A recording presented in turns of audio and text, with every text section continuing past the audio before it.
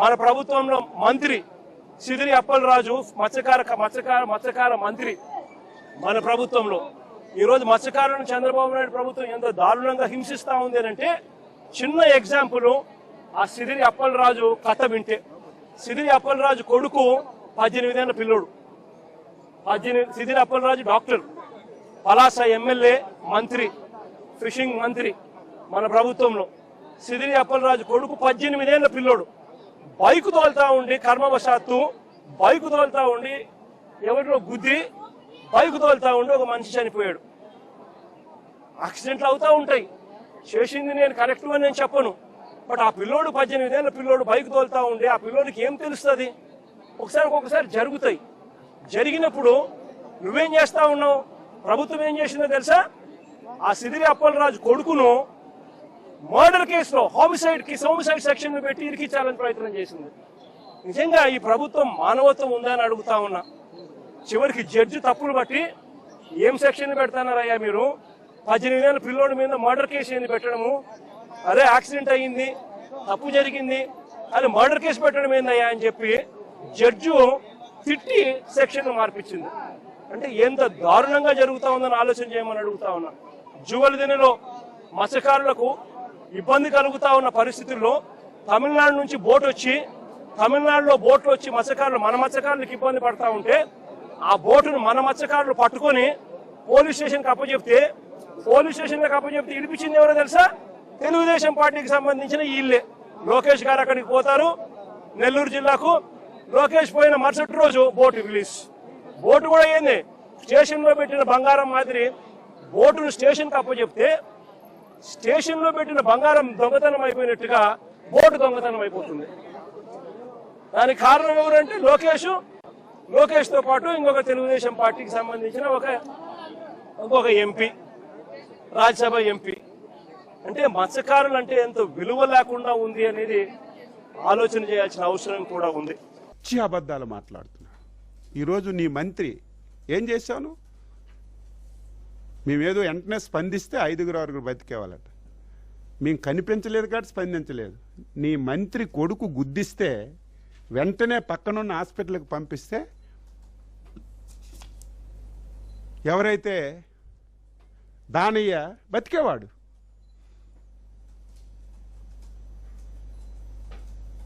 నీ మంత్రి కొడుకు బుల్లెట్తో గుద్దిన వెంటనే ఆయనకి వెంటనే పక్కనున్న హాస్పిటల్లో చేర్పిస్తే బతికేవాడు. నీ కళ్ళ ముందే చనిపోతే పట్టించుకోలేనటువంటి నువ్వు, మేము తెలిసిన వెంటనే రాత్రింబవళ్ళు కష్టపడి అందరూ హ్యాపీగా ఉన్నారు. హ్యాపీగా అంటే మనుషులు చచ్చిపోవడం కాదు, బాధ కలిగింది, ఆవేదన కలిగింది. ప్రభుత్వం స్పందించిందని ఈరోజు మత్స్యకారులు చాలా హ్యాపీగా మొన్న నా దగ్గరికి వచ్చారు. మత్స్యకార సేవ కార్యక్రమంలో ఒక 5,000 మంది పెండింగ్ ఉన్నారంటే ఇమీడియట్గా ముఖ్యమంత్రితో చెప్తే మళ్ళీ నిన్న డబ్బు ఇచ్చాం.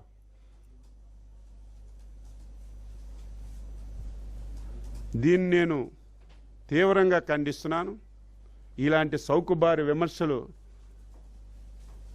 ఎవరు నమ్మే పరిస్థితి లేదు. ఇవన్నీ వాస్తవాలు అని చెప్పి సందర్భంగా తెలియచేస్తూ, శ్రీకాకుళంలో జరిగినటువంటి సంఘటన దురదృష్టమైన సంఘటన. చాలా పేదవాడు, 3 పూటలు తినడానికి కూడా లేదు. ఒక ఓనర్ దగ్గర గొర్రెలు కాసుకుంటే నెలకు 5,000 రూపాయలు ఇచ్చినటువంటి వ్యక్తి, 42 సంవత్సరాలు, ఒక మెంటల్ డిజాస్టర్ అయినటువంటి వైఫ్, 2 పిల్లలు. ఏ రకంగా స్పందించాలి? నేను ఎందుకు జరిగిందని. యాక్సిడెంట్లు జరుగుతాయి, నేను అది విమర్శించదలుచుకోలేదు. ఎవరు కావాలని చేయరు, యాక్సిడెంట్ జరుగుతుంది. అందులో బాధ్యత కలిగినటువంటి రాజకీయ నాయకుడు నువ్వు. మొన్నటి వరకు మంత్రి పదవి వెలగబెట్టావు, ప్రతి ఓడి మీద విమర్శించావు. నువ్వేం చేయాలి?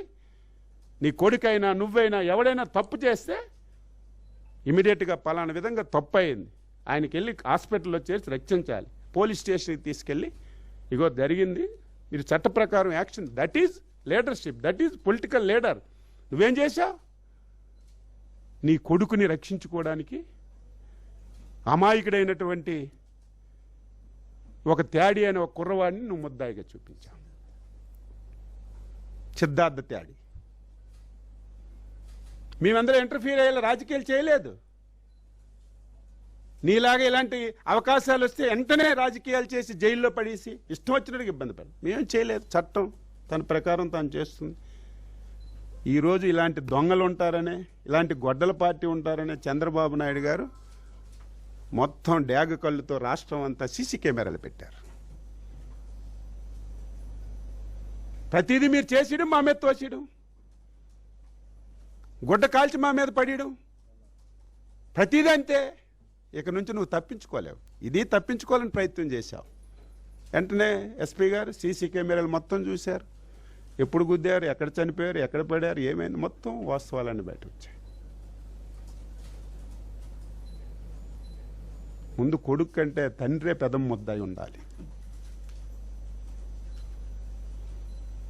కేసు